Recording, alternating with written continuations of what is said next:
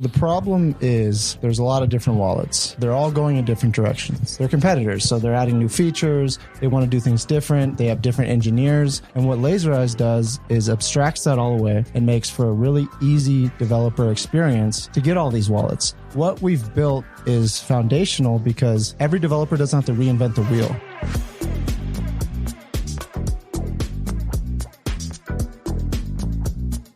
This conversation was recorded live at the Inscribing Conference at Bitcoin Vegas, a Bitcoin culture and arts conference. Shout out Inscribing. Go to inscribing.com or at Org Events on X. Welcome back to Bitcoin Season 2. I've got the one, the only 0xBunzy. That's your real legal name. Yeah, just don't say the first part. I will. Okay, I won't. Nobody knows that Bitcoin addresses don't begin with 0x, but that the audience is here is a little less technical. But I'm not afraid to just throw them in the deep end. But before we get to that, just I kind of want to pull back and you've been in the space for a while, crypto, focused mainly on Bitcoin now. How do you explain your job to normies? What do you say? That's a super funny question because I kind of gave up. I honestly just say I scam people because that's what they want you to tell them. And it's just it's funnier that way too. I get a response that crap. And so I just yeah. But it's funny you asked that because my sister, she has a job that Christmas and family comes in town. They understand when they talk about me. I don't know what the hell he does, and it's just but what's funny is my sister actually this is the first time she came to an event. So she's seeing kind of firsthand a little bit of just, learning from the panels and just meeting all of us and kind of hanging out. So that's cool. She's taking the time to all right, I'll try to learn. So, I don't know. When people ask if they're technical, we get into it and it's fun. But if they're not, I joke around a lot. So I just I'm in crypto. I scam people. And it's a good laugh. So, yeah. But the funny thing is, if your sister's in marketing, half of our business is marketing, and you have some of the most interesting marketing tactics, and it is very much marketing. But I guess we don't have to dwell on that. I think the more interesting thing is I want to start with you and Hath built a number of things, one of which has become a foundational tool of the Ordinals ecosystem, Lasereyes. It's actually, I've seen it start to become used outside of Ordinals and Runes. Mm-hmm. It's now actually just explain what it is. What's the problem, and then what does Lasereyes solve? Okay, so the problem is there's a lot of different wallets, and they're all going in different directions. They're all trying to be they're competitors, so they're adding new features. They want to do things different. They have different engineers, so the way their naming conventions are different. And what Lasereyes does is abstracts that all away and makes for a really easy developer experience to get all these wallets. Because you don't want to have an app that just has Xverse and Unisat. Someone has a Magic Eden. It takes a developer a lot of time to implement that. And then you have to have, Oil has a lot of cool stuff with Elkanes and a fucking killer wallet, and then you have Phantom, all this stuff. So I say that to say what we've built is foundational because it's not revolutionary, but it's every developer doesn't have to reinvent the wheel. Because if you want to build a Bitcoin app, to get all those wallets, that takes a lot of dev time. But if you do it once really well and open source it and people can, audit it and then contribute, now we have one source of truth, if you will, and everyone has every wallet. If a wallet gets updated, that gets updated. Therefore, all you have to do is npm install. You get the latest package in your app. And we did this because we create a lot of apps all the time. So we were just so self-serving, dude, I don't want to keep creating. It was Hath. And he was like, dude, I keep making, we just made a package, and H actually inspired it. But regardless, it's a very useful tool, and we don't have it on Bitcoin, and we want all these users. But how you get users is through really cool apps, and we need more developers. And now with AI, you can spin up an app with Bitcoin Connect and get all these wallets, and it really just lowers the barrier to entry. And it's a really kind of nerdy, but not a sexy thing, but pretty fucking cool. It's not sexy. And again, in normie terms, when somebody clicks connect their wallet on a website, that's what Lasereyes allows that process to do. It's a lot more important and foundational than I think most people realize, especially if they're coming from other crypto ecosystems. Were you surprised we didn't have something like this before that? Well, yeah. I mean, it's a new, it's crazy. All of this is happening so fast. New protocols are coming out. They're not getting indexed in some wallets.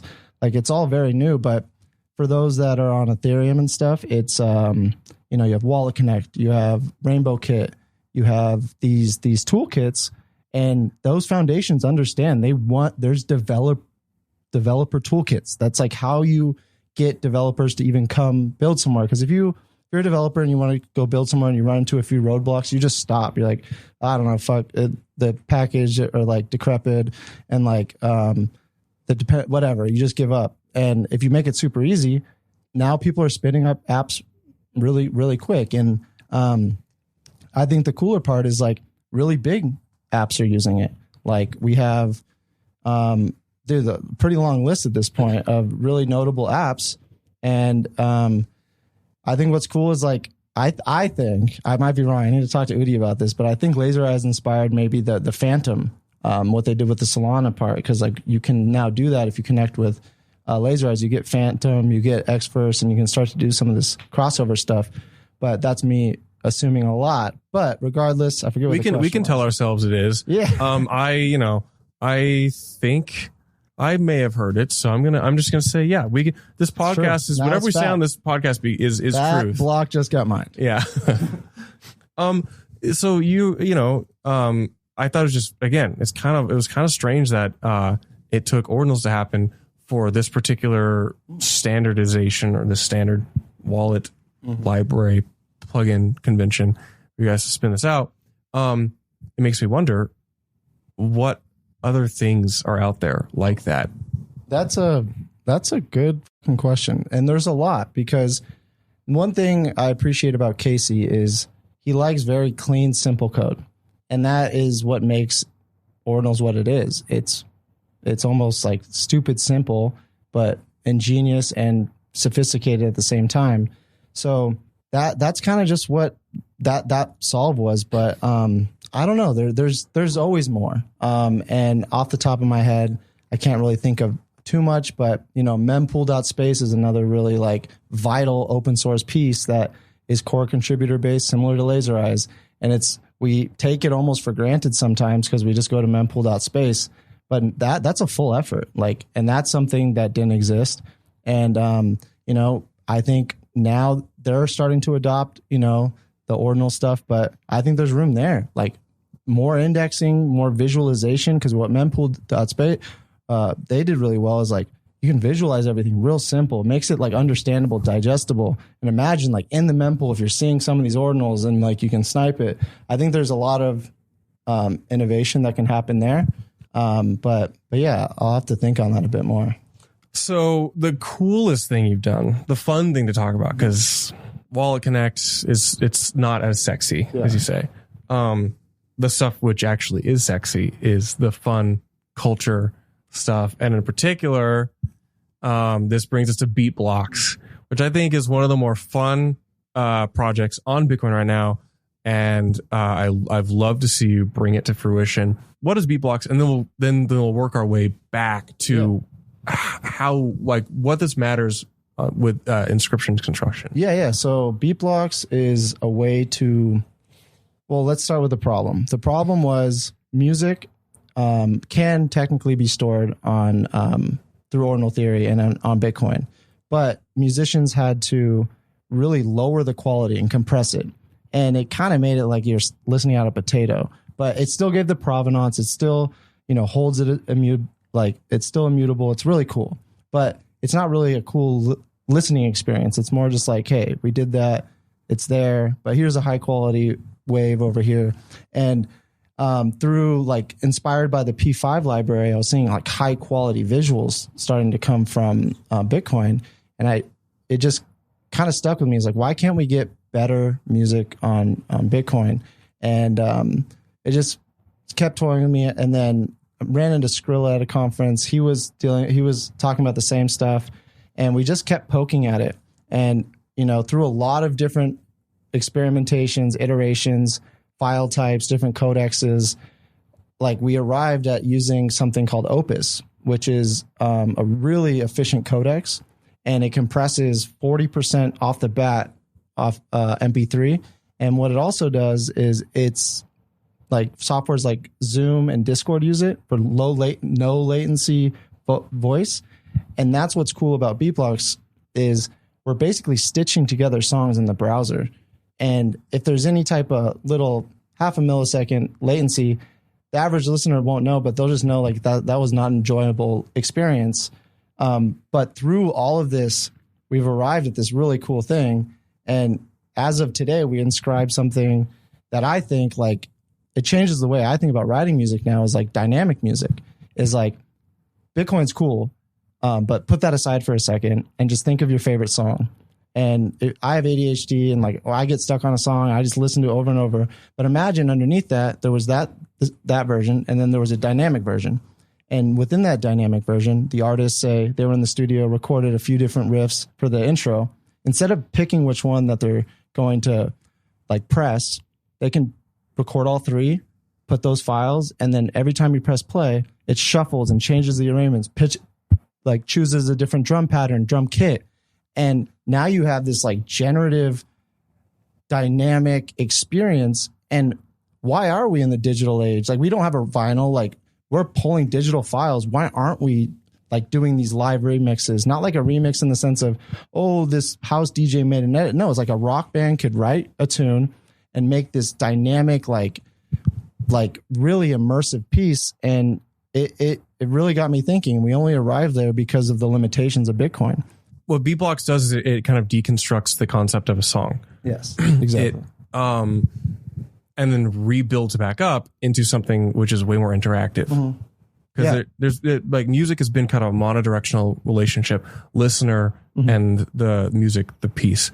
But now the listener, still the piece still produces, but like the listener, it's almost like interacts with it more, which is really interesting. And this can exist outside of Bitcoin, but you've created this, packaged it in inscription form. That's the coolest part. On Bitcoin. It's like, because of the limitations, and for people, just to reiterate what it is like music by nature is super repetitive. We have intros, we have these builds, we have drums, we have verse, chorus, verse, bridge. There's structure to a lot of music. So why I say that is it's, you can have an 8-bar loop that plays throughout a whole song. There's no reason to inscribe a 4-minute song when you can inscribe a 8-second loop. And then what that does is not only are you saving the file, like the size on the fees, but now you can place it wherever. And the same goes for every other instrument in the track.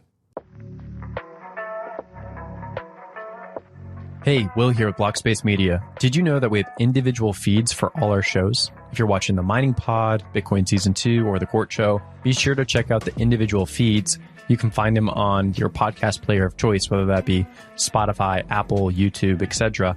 Just type in Blockspace Media and you'll find all our shows pop up, or just type in the individual show name like the Mining Pod or Bitcoin Season 2. Be sure to hit that subscribe and give us a 5-star rating so we can continue to bring you the best content in Bitcoin. I think maybe I'll invite you to explain a little bit about like how an inscription works, because I don't think I've had anyone explain this on the show. People just know, oh, I trade these things called ordinals. They look like JPEGs. Early on, it was very, very fun as we imagined what you could do beyond simply just the tradable JPEG asset, because these are technically any file type that you can construct. Any internet MIME type, yeah. And I feel that there's been a bit of a loss in interest in that. And so new things, which I think revisit this concept, Beatblocks. For the listener who hasn't like followed that much at all, can you just explain what a Beatblock looks like in their browser?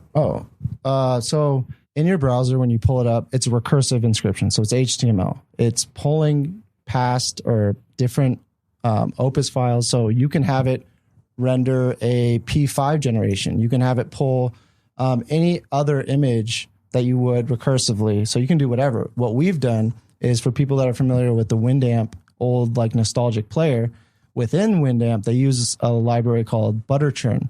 And Butterchurn is a visual library, and we've inscribed that. So with this recent one that we inscribed, it plays back at random a different Butterchurn. And that's what's so cool about inscriptions is, once it's on chain, anyone can use it. And I believe in open source, and to get it on chain, you have to open source it. Like, you can't say, hey, no, don't use that. The fact is, it's the internet and people can use it. It becomes like public domain when you put on Bitcoin. And I love that, because what that does, it pushes technology and humanity forward. I know that sounds drastic, but it really does, because if you're closed garden, you don't let anyone see, someone can't take that and just add a little bit to it. And that's why some of the software like Linux, like these bigger examples, but there's so many examples of it. And I guess that's what I find really cool about recursion and repurposing and inscribing P5 library once and then being able to use that.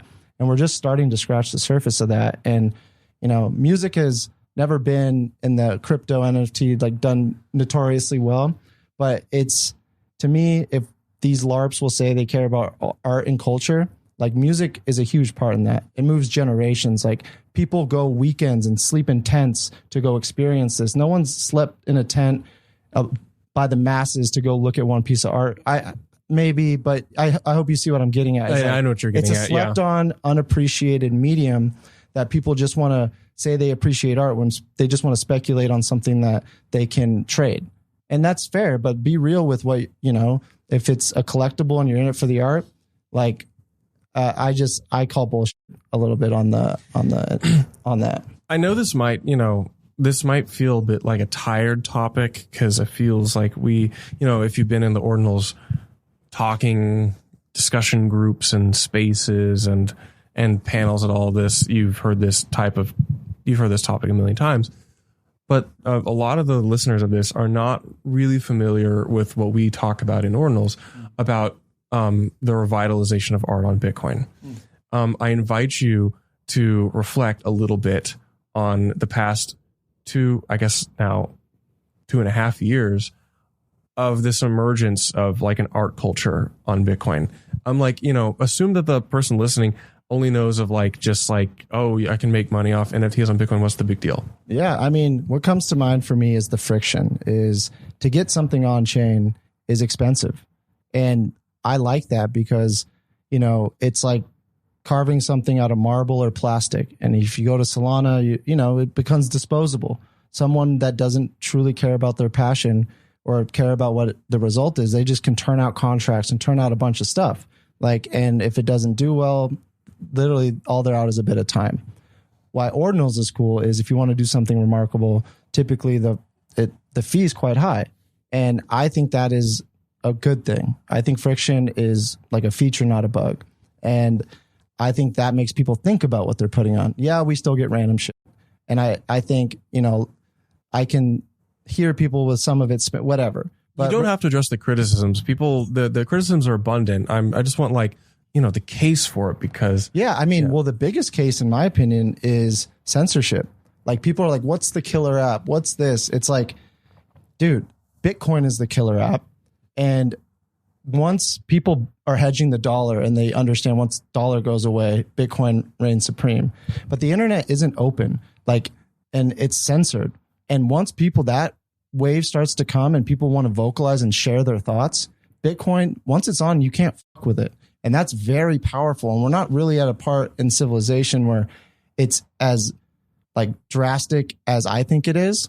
But I can see in the near future a very controlled internet, even more so now. And people don't know what they have until they take it away. And once that happens, all of this becomes way more in the limelight and represented as I see it. And I think a lot of people that are here see it because immutability is a really powerful thing. And on a network that, we know is going to exist for a long time. Historically, we can get into the depths of it. And I think that it's a really interesting thing. We don't know much about the past. We just know stories of the victor. And, it's that's interesting. What is true? We can go down this huge. Victors cannot delete the information on Bitcoin. Yeah.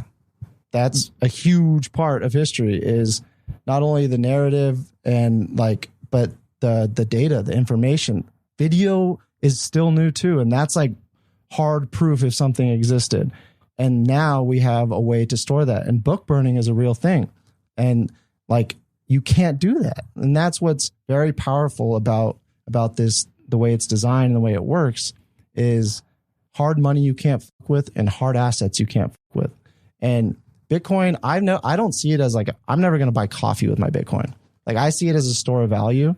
And that's what art is a store of value and a time capsule. And I think it fits perfectly in the ethos of what Bitcoin is. That is a very good thought to like wrap this on. Yeah. But I want to invite you, call to action or just final thoughts on things. Where can people find you? Yeah. Just Twitter, 0xBunzy. Yeah. And yeah, beatblocks.io for, anything music, Bitcoin related, and then lasereyes.build.